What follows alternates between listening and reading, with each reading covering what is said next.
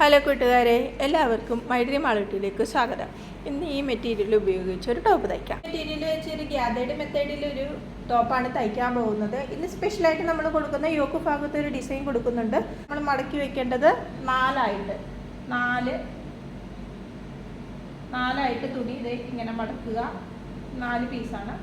അതിൽ മടക്ക് ഭാഗം നമ്മുടെ അടുത്തേക്ക് വരിക. അത് നമ്മൾ ആദ്യം തന്നെ അടയാളപ്പെടുത്തേണ്ടത് ഷോൾഡറാണ്. ഈ തുമ്പറ്റത്തു നിന്ന് ഇങ്ങനെ എടുക്കുക. അതിൽ നമ്മുടെ അളവ് എത്രയാണ്? എൻ്റെ അളവ് 7.5 അത് അടയാളപ്പെടുത്തുക. ആ ഷോൾഡർ പോയിന്റ് ചെയ്ത് നേരെ താഴത്തോട്ട് ആം ഹോള്, എന്നിട്ട് നമ്മൾ നേരെ ഒരു ലൈൻ വരച്ചു കൊടുക്കുക. ചെസ്റ്റ് അളവ് ആം ഹോളിൻ്റെ ആ ഒരു അളവിൽ ആ ഒരു ഭാഗത്താണ് നമ്മൾ എടുക്കേണ്ടത്. ആ പോയിന്റ് വന്നിരിക്കുന്നിടത്ത് ആം ഹോളിൻ്റെ പോയിന്റ് എവിടെയാണ് വന്നേക്കുന്നത് ആ ലെവലിലാണ് നമ്മൾ ചെസ്റ്റ് അളവ് എടുക്കേണ്ടത്. അപ്പോൾ ചെസ്റ്റ് അളവ് ഇവിടെ നിന്ന് ആ പോയിന്റിൽ കറക്റ്റായിട്ട് 9.5 എനിക്ക് ചെസ്റ്റ് അളവ് വരുന്നത്. അത് അടയാളപ്പെടുത്തുക. സീം എലവൻസ് 2 അടയാളപ്പെടുത്തുക. ശേഷം അതൊന്ന് നേരെ സീം എലവൻസ് വരെ ഒന്ന് വരച്ചു കൊടുക്കുക. ഇത്രയാണ് അളവെടുക്കുന്നത്. ഇനി നമ്മൾ ഈ ചെസ്റ്റ് അളവിലേക്ക് ഇവിടെ നിന്ന് ഒരു ചെറുതായിട്ടൊരു ഷേപ്പിൽ കൈക്കുഴി വരച്ചു കൊടുക്കുക. ഇങ്ങനെ നെക്കിന് നമ്മൾ 3 നെക്ക് വിട്ടിടുന്നത്. ലെങ്ത് എടുക്കുന്നത് 4.5. അതൊന്ന് അടയാളപ്പെടുത്തുക. അതും ബോക്സ് ആക്കണം. ഇങ്ങനെ വളച്ചെടുത്തിട്ട് ഇവിടെ നിന്ന് നേരെ ഇങ്ങോട്ടേക്ക് ഇങ്ങനെയാണ് അടയാളപ്പെടുത്തുന്നത്. യോക്ക് ഭാഗം സെപ്പറേറ്റ് ആണ് നമ്മൾ ചെയ്യുന്നത്. ഇനി അടുത്തത് ചെയ്യുന്നത് യോക്കിൻ്റെ ലെങ്ത്താണ്. യോക്കിൻ്റെ ലെങ്ത്ത് എടുക്കുന്നത് 15ൻ്റെ കൂടെ 1 സീം അലവൻസും കൂടെ കൂട്ടി 16 ആണ് യോക്കിൻ്റെ ലെങ്ത്ത് എടുക്കുന്നത്. ഈ സൈഡും കൂടെ ഒന്ന് വരച്ചിട്ടിട്ട് വേണം നീട്ടി വരയ്ക്കാൻ, അല്ലെങ്കിൽ ചിലപ്പോൾ ചെരിഞ്ഞൊക്കെ പോകും. അതുകൊണ്ട് ആ സൈഡിലും കറക്റ്റ് അളവായിട്ട് എടുത്ത് ഒന്ന് രേഖപ്പെടുത്തിയിട്ട് അതിലേക്ക് ഒരു നീട്ടിയൊരു വര വരയ്ക്കാം. ഇനി യോക്ക് ഭാഗത്ത് വരുന്ന വണ്ണം എന്ന് പറയുന്നത് 8.5. ആ 8.5 കൂടി 2 സീം അലവൻസും കൂടെ കൂട്ടി അവിടെ അടയാളപ്പെടുത്താം. ആദ്യം നമ്മൾ 8.5 അടയാളപ്പെടുത്തുക, അതിന് ശേഷം സീം അലവൻസ് അടയാളപ്പെടുത്തുക. എന്നിട്ട് മേലത്തെ ചെസ്റ്റ് അളവും താഴത്തെ ഷേപ്പ് അളവും തമ്മിലൊന്ന് യോജിപ്പിക്കുക. അതിനുശേഷം 2 സീം അലവൻസും കൂടെ ഒന്ന് യോജിപ്പിക്കുക. അതിനുശേഷം നമ്മൾ സൈഡിലൊന്ന് കയറ്റി ഒന്ന് വരച്ചു കൊടുക്കണം, ഒരു ഷേപ്പിന് വേണ്ടിയിട്ട് കേട്ടോ, അല്ലെങ്കിൽ അവിടെ ഭാഗം തൂങ്ങി കിടക്കും. അപ്പോൾ നമ്മളത് വെട്ടി മാറ്റിയിട്ടുണ്ട്. ലൈനിങ്ങിൻ്റെ തുണി അടുത്തത് വെട്ടണത്. അപ്പോൾ നമുക്ക് ആ മേളിലത്തെ പാട്ട് വെച്ച് അതേ സെയിം ആയിട്ട് വെട്ടിയെടുക്കട്ടെ. വേറൊന്നും അളക്കാനൊന്നുമില്ല. ഒരു പിങ്കിഷ് ആയിട്ടുള്ളൊരു തുണി ആയതുകൊണ്ട് കേട്ടോ, പ്യുവർ വെള്ളയല്ലാത്തതുകൊണ്ട് ഞാനിതിന് ഇങ്ങനത്തെ ഒരു ലൈനിങ് ഇടുന്നത് കേട്ടോ. അപ്പോൾ അത് വെട്ടി മാറ്റിയിട്ടുണ്ട്. ഇനി അടിഭാഗത്തിലേക്കുള്ള തുണി ഇതേ ബാലൻസ് കറക്റ്റായിട്ട് വന്നിട്ടുണ്ട് കേട്ടോ. അപ്പോൾ എൻ്റെ ഇറക്കത്തിൻ്റെ കറക്റ്റ് ഭാഗത്തിനാണ് വന്നിരിക്കുന്നത്. അതങ്ങനെ തന്നെ എടുക്കും കേട്ടോ. അപ്പോൾ ആ താഴ്ഭാഗം നമ്മൾ ഞൊറി ഇട്ട് എടുക്കുന്നതുകൊണ്ട് തന്നെ വേറെ ഒന്നും വെട്ടി കളയാനൊന്നുമില്ല. അപ്പോൾ ഇതാണ് താഴത്തെ ഭാഗം. ഇത് ഫ്രണ്ടിൽ യോക്ക് ഭാഗത്ത് വയ്ക്കാനുള്ള ഡിസൈൻ കൊടുക്കാനുള്ള തുണിയാണ്. അപ്പം നമ്മൾ അതിൻ്റെ കഴുത്തിൻ്റെ അളവനുസരിച്ച് ഒന്ന് ഷേപ്പ് ചെയ്ത് വെട്ടിയെടുക്കാൻ പോകാം കേട്ടോ. അതിന് കഴുത്തിനിട്ടേക്കുന്നത് വിഡ്ത്ത് 3, അതേപോലെ തന്നെ 3 എടുത്തിട്ട് ആ കഴുത്തിൻ്റെ അളവിട്ടിട്ട് അതിൽ ഇച്ചിരിയോടെ കൂടുതലായിട്ട് നമുക്ക് വെട്ടിയെടുക്കണം. പിന്നെ അതൊന്ന് ഷേപ്പാക്കണം. അടുത്തതിന് കൈയാണ്. കൈ ഇതുപോലെ 2 മടക്ക് ഭാഗം നമ്മുടെ അടുത്തേക്ക് വരണം. അപ്പോൾ ഈ ലെങ്ത്താണ് ആദ്യം എടുക്കുന്നത്. 13 ലെങ്ത്ത്. ലെങ്ത്തിന് ശേഷം നമ്മൾ അപ്പറാം 8, പിന്നെ സീം അലവൻസ് 2. ഇനി സീം അലവൻസിൻ്റെ അവിടുന്ന് താഴത്തേക്ക് 3 അടയാളപ്പെടുത്തുക. അത് കൈക്കുഴിയാണ്. എന്നിട്ട് ഈ തുമ്പറ്റത്തു നിന്ന് ആ പോയിൻ്റ് വരെ ഒന്ന് സ്ട്രെയിറ്റ് ലൈൻ വരച്ചു കൊടുക്കുക. അതിനുശേഷം ടേപ്പ് വെച്ചിട്ട് നമ്മൾ ടേപ്പ് മടക്കുക, അതിൻ്റെ പകുതി കിട്ടാൻ വേണ്ടി കേട്ടോ. ആ പകുതിയിൽ പോയിൻ്റ് ഇടുക. എന്നിട്ട് ഈ തുമ്പിൽ നിന്ന് മേളിലോട്ട് കുറച്ച് കയറ്റി ഒരു ഷേപ്പ് കൊടുക്കുക. എന്നിട്ട് നമ്മുടെ നടുക്കത്തെ പോയിൻ്റ് വരും, കുറച്ച് താത്തി ആ 3ലേക്കും ഒരു പോയിൻ്റ് വരച്ച് കയറ്റുക. ഇതാണ് കൈക്ക് ഷേപ്പ്. കൈക്കുടിയുടെ ഷേപ്പ് നമ്മൾ വരച്ചെടുക്കുന്നതാണ് കേട്ടോ. നമുക്ക് താഴത്തെ വണ്ണം നോക്കാം. താഴത്തെ വണ്ണം 6.5. അതിനൊപ്പം 2 സീം അലവൻസും കൂടി ഇടുക. എന്നിട്ട് ആ 3 വരുന്ന പോയിൻറ്റും സീം അലവൻസും തമ്മിൽ ഒന്ന് യോജിപ്പിക്കുക. അപ്പോൾ ഇത്രയേ ഉള്ളൂ നമ്മുടെ കൈ അടയാളപ്പെടുത്തുന്നത്. ഇനി നമുക്കതൊന്ന് വെട്ടിയെടുക്കാം. അപ്പോൾ കൈ വെട്ടിയിട്ടുണ്ട്. ഇനി കൈ ഇങ്ങനെ നമ്മൾ ആ മേളിൽ 3 ഇട്ട് കൈക്കുഴി വരച്ച കാരണം കിട്ടിയ ഷേപ്പ് കണ്ടോ.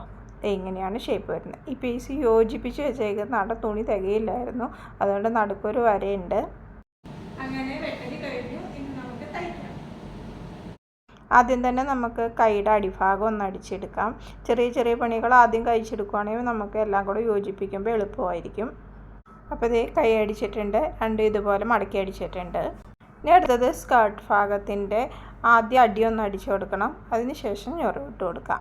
ഞൊറിവിടുമ്പോൾ നമുക്ക് ഇതേപോലെ ചെറിയൊരു എന്തെങ്കിലും ഉപയോഗിച്ചിട്ട് പതിയെ പതിയെ മടക്കി കുഞ്ഞായിട്ട് എടുക്കണം കേട്ടോ. അപ്പോഴാണ് എല്ലായിടത്തും നന്നായിട്ട് നമുക്ക് ആ ഞൊറി കിട്ടത്തുള്ളൂ. അങ്ങനെ നമ്മൾ ഞൊറി ഇട്ടിട്ടുണ്ട്. ഇതുപോലെ തന്നെ 2 പീസിൻ്റെ ഞൊറി ഇടണം.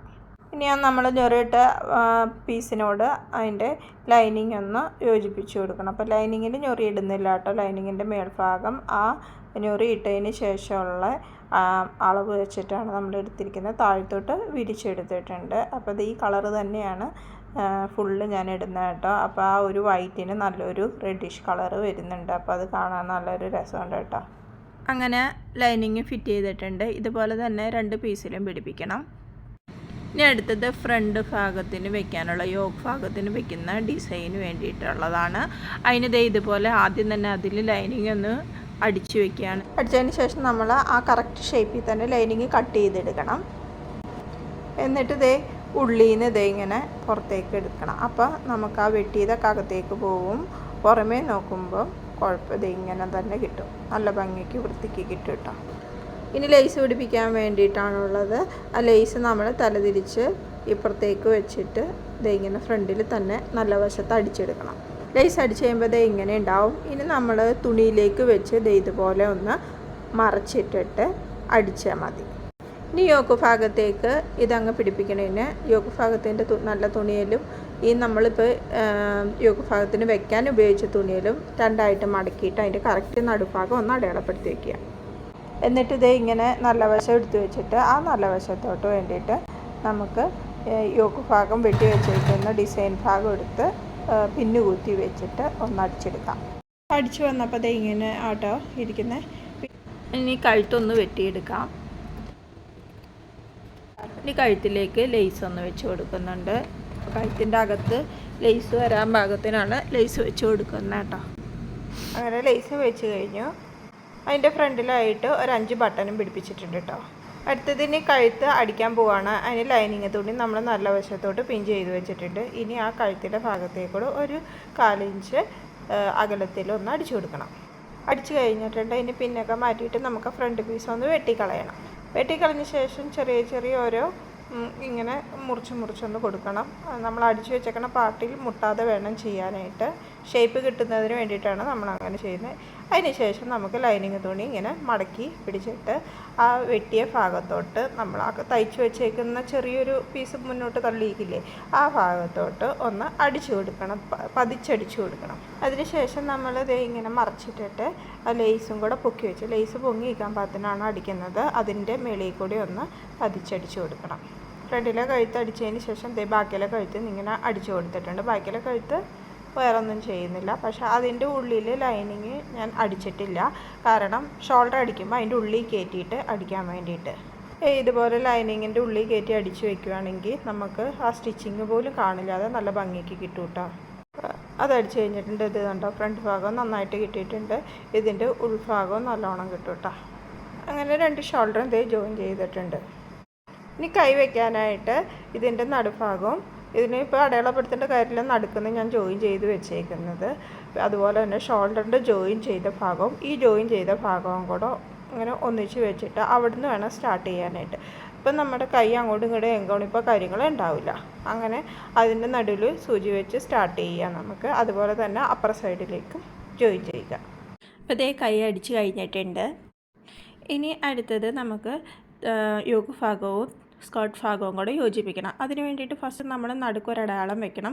നടുക്കുന്ന അപ്പുറത്തേട്ട് ഇപ്പുറത്തേട്ട് കൈ തയ്ച്ച പോലെ തന്നെയായിട്ട് തയ്ക്കണം. അത് അങ്ങനെ തയ്ക്കണതിൻ്റെ കാരണം നമുക്ക് എവിടെയെങ്കിലും ഒരു ഇച്ചിരി അളവിന് വ്യത്യാസമൊക്കെ ഉണ്ടെങ്കിൽ അതൊന്നും നമുക്കിങ്ങനെ എങ്കോണിപ്പായിട്ട് വരാതിരിക്കാനാണ് നടുക്കടയാളം കൊടുത്ത് അവിടെ നിന്ന് 2 സൈഡിലേക്കും അടിക്കുന്നത് കേട്ടോ. അങ്ങനെ ഇപ്പുറ സൈഡ് അടിക്കുമ്പോഴും നമ്മൾ എവിടെയാണോ സ്റ്റാർട്ട് ചെയ്തത് അവിടെ തന്നെ സൂചി വെച്ചിട്ട് സ്റ്റാർട്ട് ചെയ്ത് അങ്ങോട്ടും ഇങ്ങോട്ടും അടിക്കുക. അങ്ങനെ അടിച്ചിട്ടുണ്ട്. രണ്ട് വശം അടിച്ചു കഴിഞ്ഞ് ഇനി മൊത്തത്തിലൊന്ന് ജോയിൻ ചെയ്യിക്കണം. അതിന് അളവെടുത്ത് ആ കറക്റ്റ് അളവിലൊന്ന് വരച്ചിട്ട് നമ്മൾ അടിക്കുവാണെങ്കിൽ പിന്നെ ഷേപ്പ് അടിക്കാൻ ബുദ്ധിമുട്ടുണ്ടാവില്ല കേട്ടോ. അപ്പോൾ ഞാൻ അങ്ങനെയാണ് എപ്പോഴും ചെയ്യുന്നത്, അളവെടുത്ത് അടിക്കും. അങ്ങനെയായിരിക്കും കേട്ടോ എല്ലാവരും ചെയ്യുന്നത്, എനിക്കറിയത്തില്ല. അപ്പോൾ ഇത് അങ്ങനെ അടിച്ചു കഴിഞ്ഞു. അപ്പോൾ ലൈനിങ് കറക്റ്റ് സ്കേർട്ട് ഭാഗത്തിൻ്റെ അളവിന് കിട്ടിയിട്ടില്ല, അതുകൊണ്ട് അത് രണ്ടായിട്ടാട്ടോ അടിക്കുന്നത്. അപ്പോൾ ആദ്യം തന്നെ നല്ല ഭാഗം അടിച്ചു, പിന്നെ ചീത്ത ഭാഗം അടിച്ചു. അങ്ങനെ ഇതേ ഫൈനൽ ലുക്ക് ഇതാണ് കേട്ടോ. നിങ്ങൾക്ക് ഇഷ്ടപ്പെട്ടിട്ടുണ്ടെങ്കിൽ ലൈക്ക് സബ്സ്ക്രൈബ് ഒക്കെ ചെയ്ത് സപ്പോർട്ട് ചെയ്യണേ. Thanks for watching. Bye bye.